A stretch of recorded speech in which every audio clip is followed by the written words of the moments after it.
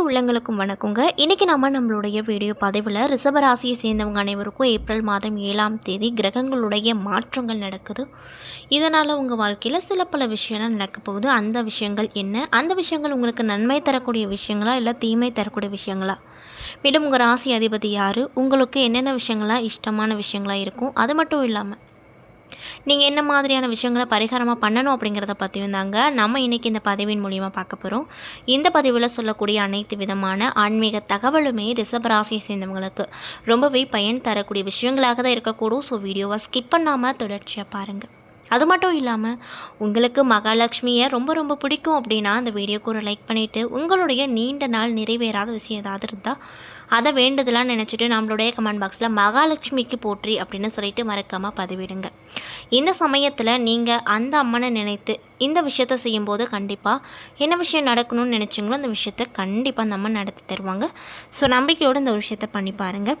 மேலும் இது போன்ற ஆன்மீகம் சம்மந்தப்பட்ட வீடியோக்கள் எல்லாம் நீங்கள் பார்க்கணுன்னு ஆசைப்பட்டால் நம்மளுடைய ஈசன் ஆஸ்ட்ரோ சேனலை மறக்காமல் சப்ஸ்கிரைப் பண்ணிவிட்டு கீழே இருக்கும் பெல்லைக்கானையும் மறக்காமல் கிளிக் பண்ணுங்கள். அப்போ தான் நம்ம சேனலில் போடுற ஒவ்வொரு வீடியோவுமே நோட்டிஃபிகேஷனாக உங்களிடம் வந்து சேரும். ஸோ இப்போ வாங்க நம்ம வீடியோக்குள்ளே போய் முழுமையாக பார்க்கலாம். ரிஷப ராசியுடைய அதிபதி யார் அப்படின்னு பார்த்தீங்கன்னா சுக்கிர பகவான். ரிஷப ராசியில் கிருத்திகை முதல் பாகம், ரோகிணி, மிருக சீரிஷம் 1, 2 பாதங்கள் ஆகிய நட்சத்திரங்கள் அடங்கும். ரிஷபராசியில் பிறந்தவங்க மற்றவர்களை கவரும் வண்ணத்தில் அழகான தோற்றத்தில் இருப்பாங்களாம். இவங்களுடைய கம்பீரமான தோற்றத்தையும் நடுத்தரமான உயரத்தையும் கொண்டவங்களாக இருப்பாங்க. மேலும் இவங்க இயற்கையாகவே மிகவும் சாதுவாகவும் மிக அமைதியான குணத்தை கொண்டு இருக்கக்கூடிய ஒரு நபர்களாகவும் இருப்பாங்க அப்படின்னு சொல்கிறாங்க. அதே போல் சண்டை என்று வந்து விட்டாங்க அப்படின்னா இவர்களை வீழ்த்துவது சற்று கடினமாக தான் இருக்கும். அதாவது இவங்களை ஜெயிப்பது அப்படிங்கிறது கடினமாக தான் இருக்குங்க. இவங்களை நம்பி எந்த விஷயத்தை ஒப்படைத்தாலுமே அதில் தனி அக்கறை செலுத்தி பொறுப்பாக இருந்து முடிச்சு கொடுப்பாங்க.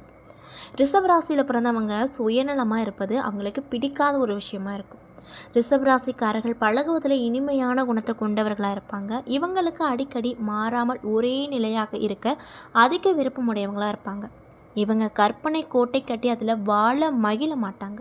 மேலும் இவங்க வாழ்க்கையில் எவ்வளோ பிரச்சனை வந்தாலுமே அதனை கண்டு தயங்காமல் அதனை எதிர்த்து போராடும் தன்மை கொண்டவங்களாக இயற்கையாகவே இந்த ரிஷப ராசினியர்கள் இருப்பாங்க அப்படின்னு சொல்கிறாங்க. இவர்களுடைய முகத்தில் சிக்கனமும் கண்களில் அன்பும் உடையவங்களாக இருப்பாங்க. அது மட்டும் இல்லாமல் அழகாக சிரிப்பவர்களாக இருப்பாங்க. நண்பர்களோடு நெருங்கி பேசினாலும் ஓரளவு ரகசியத்தை மனதிலே வச்சுட்டு தான் பேசுவாங்களாம். எல்லா விஷயத்தையும் ஷேர் பண்ணிக்க மாட்டாங்க அப்படின்னு சொல்கிறாங்க.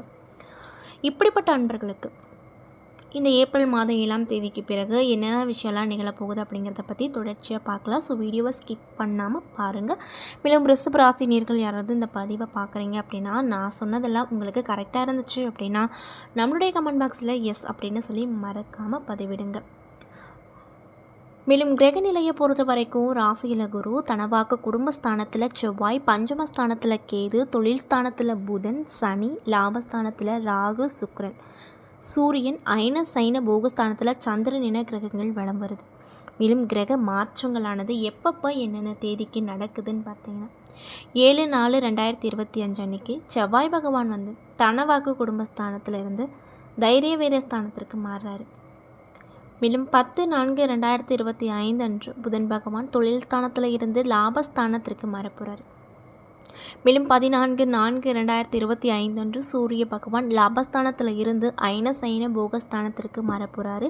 மேலும் 26/4/2025 அன்று ராகு பகவான் லாபஸ்தானத்தில் இருந்து தொழில் ஸ்தானத்திற்கு மாறப்போகிறாரு. மேலும் அதே தேதி அன்று கேது பகவான் வந்து பஞ்சமஸ்தானத்தில் இருந்து சுகஸ்தானத்திற்கு மாறப்போகிறாரு. மேலும் 30/4/2024 அன்று புதன் பகவான் லாபஸ்தானத்தில் இருந்து அயன சைன போகஸ்தானத்திற்கு மாறப்போகிறார். இதனால் உங்களுக்கு இந்த காலகட்டம் எப்படி இருக்கும் அப்படின்னு பார்த்தீங்கன்னா நிலுவையில் இருந்த பணம் உங்களுக்கு திரும்ப கிடைக்கும். கடன் சுமைகள் நீங்கி நிம்மதியான வாழ்க்கை முறைகள் உண்டாகும் அப்படின்னு சொல்கிறாங்க. சமூக காரியங்களில் தலையிட்டு திறன்பட பணியாற்றி நற்பெயரும் பெறுவீங்க. இதனால் ரொம்பவே சந்தோஷகரமாக இருப்பீங்க அப்படின்னு சொல்லப்படுதுங்க. மேலும் சமூக காரியங்களில் தலையிட்டு திறன்பட பணியாற்றி ரொம்பவே மகிழ்ச்சிகரமாக இருப்பீங்க. அரசு சார்ந்த மற்றும் தனியார் வங்கிகளின் உதவிகளை பெற்று வீடு மற்றும் மனைகளை வசதிக்கேற்ப மாற்றுதல் செய்வீங்க. திருமணம் ஆனவர்களுக்கு புத்திர பேறு பாக்கியம் கிடைக்கும். தம்பதிகளுக்கிடையே ஒற்றுமை அப்படிங்கிறது அதிகரிக்கும். மேலும் உத்தியோகத்தில் இருப்பவங்களுக்கு துறை சார்ந்த பணியாட்களிடம் நீங்கள் காட்டி வந்த கடுமையான போக்கு மாறி உங்கள் செயலில் கனிவான தன்மை நிறைந்திருக்கும்.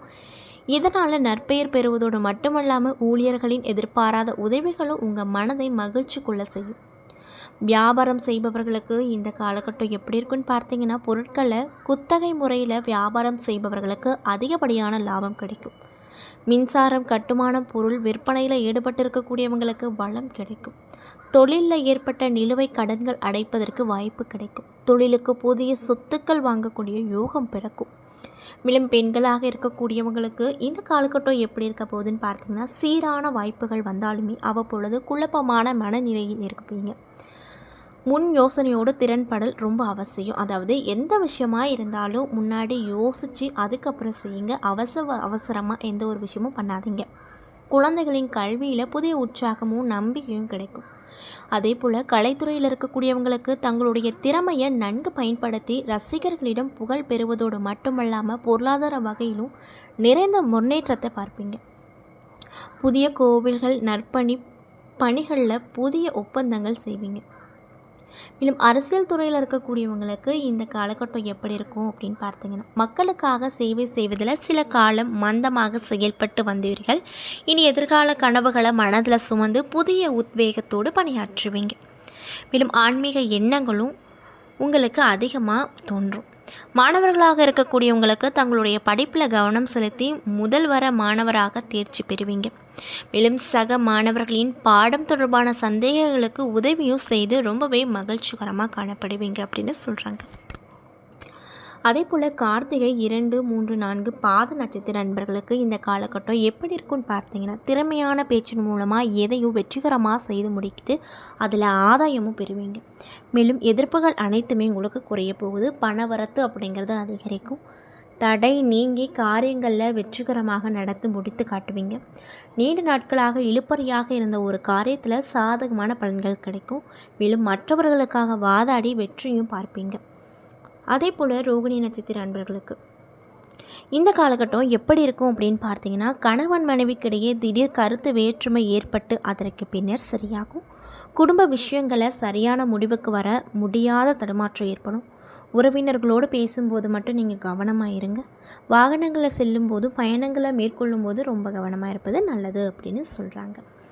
மேலும் மிருகசீரிஷம் 1 மற்றும் 2 பாத நட்சத்திர நண்பர்களுக்கு இந்த காலகட்டம் எப்படி இருக்குன்னு பார்த்தீங்கன்னா, தொழில் மற்றும் வியாபாரத்தில் ஈடுபட்டிருப்பவங்களுக்கு தங்களுக்கு கீழ் இருப்பவர்களால் லாபம் கிடைக்கும்.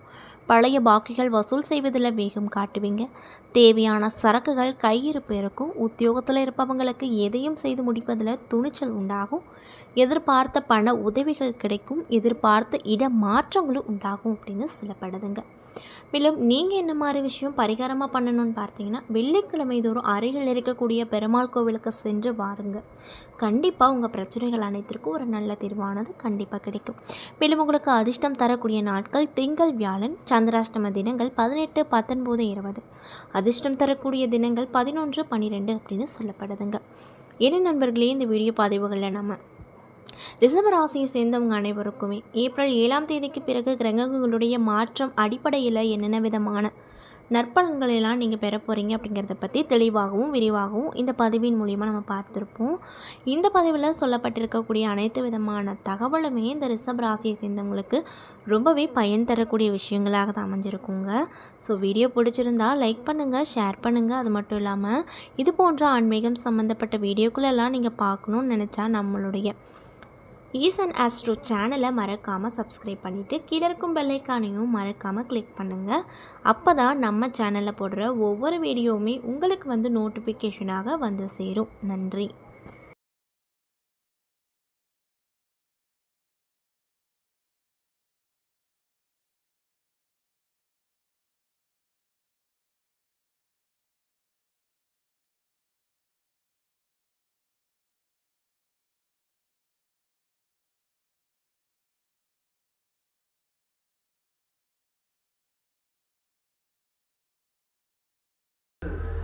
என்னத்தை வச்ச சாமி போட்டோ சிஸ்டத்துக்கு முன்னாடி அதை எடுத்துக்கோ. நம்ம வீட்டுக்கு எடுத்துக்கலாமா? அப்பெல்லாம் பண்ணக்கூடாது.